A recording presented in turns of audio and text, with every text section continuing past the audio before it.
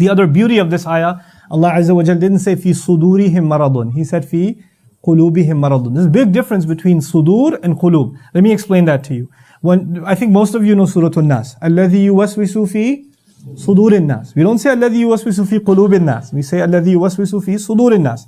If it said qulubin nas, you would have translated the one who whispers in the hearts of people. That's not what it says. It says the one who whispers in the chests of people. Now there's a difference between the heart and the chest. The chest is actually a dharf. It's a place. The thing inside this place, the treasure inside this place is the heart. Shaitan has access not to your heart. Shaitan has access to your chest. Think of the heart as your home. And think of the chest as the fence around your home, the front porch, the backyard. Shaitan has access to your property, but he can't walk in until you open the door. You understand? The heart is your home, and that's locked. You can't let him in. But he will come and knock. Hey, you want to listen to something? Hey, I got something for you. Our job is to sense when shaitan is knocking on our hearts. Because he's close, he's in the chest. He is in the chest. And he will whisper in the chest. And when someone's knocking on the outside, can it be heard inside?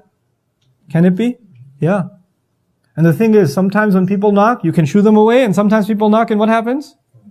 You open the door. If you open the door enough times, he moves in. He just moves in. And when an outsider moves in, they start redecorating the place. You understand that, right?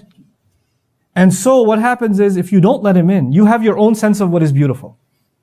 You have your own sense of what is good and what is not. Which colors are nice, what furniture is nice.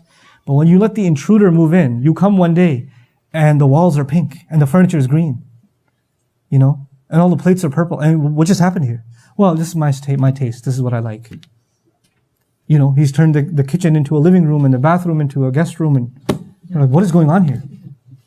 Why am I telling you this? Because if you let shaitan inside of your heart, inside of that home, then what used to be beautiful becomes ugly, and what used to be ugly becomes beautiful. And that's why Allah says, وَزَيَّنَ لَهُمُ الشَّيْطَانُ أَعْمَالَهُم. Shaitan beautified their deeds for them. Shaitan cannot make anything ugly beautiful to you until he is where? Inside of your hearts. Now, if you don't let shaitan in your heart, what is still in your heart? Iman. وَلَكِنَّ اللَّهَ حَبَّبَهُ إِلَيْكُمُ الْإِيمَانِ وَزَيَّنَهُ فِي قُلُوبِكُم. He beautified Iman in your hearts. You understand this imagery? Now Allah says here, فِي قُلُوبِهِم مَرَضٌ. In their hearts there's a disease. This is a problem. Because it's not limited outside to the chest, now it's made its way into the heart. Now if an intruder comes into your heart, into your home, what are you supposed to do? As soon as you realize this was a bad idea, you're supposed to kick him out. So sometimes we do listen to shaitan, don't we? Sometimes we do open the door. And the moment your realization hits you, what should you do? A'udhu billahi minash shaitanir rajim. You seek refuge, you kick him out. You push him away. That's what you're supposed to do.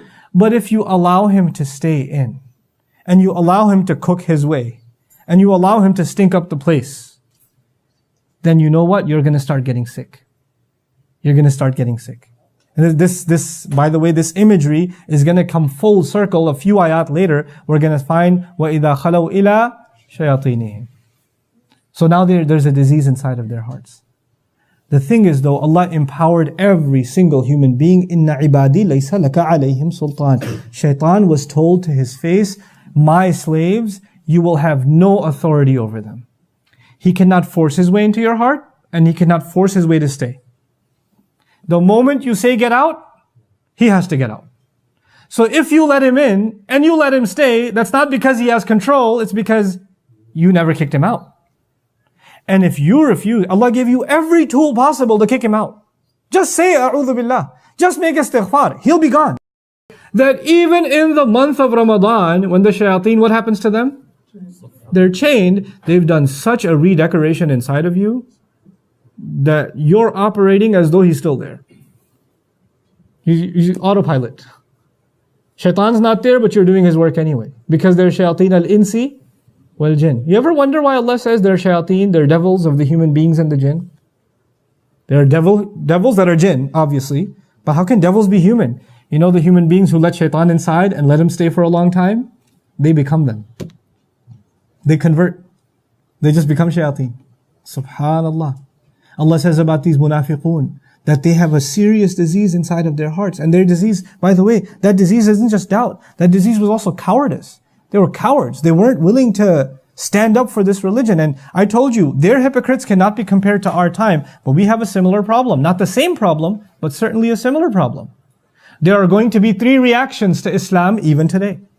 There are going to be people who say, La ilaha illallah, Muhammadur Rasulullah, sallallahu alayhi wasallam, and they will take pride in it. And they will see it their honor that they're Muslim. And no matter what, nothing is above Allah's word. Nothing is above the words of the Prophet sallallahu alaihi wasallam. The obedience to them is supreme. That guidance is beyond criticism. And they believe that in their heart of hearts. Even when they make mistakes, they know the mistakes are theirs. They can be flawed. They can be mistaken. The deen of Allah is not mistaken. The deen of Allah has no problems. The deen of Allah has no criticism. On the other extreme, you will get people who absolutely hate Islam and the Muslims. You're going to get those people. They're going to be on the other extreme. And guess what you're going to get in between? We should have a little bit of compromise. We don't have to be that, stern in our belief in the Quran. We could take things lightly a little bit. After all, it is 2016.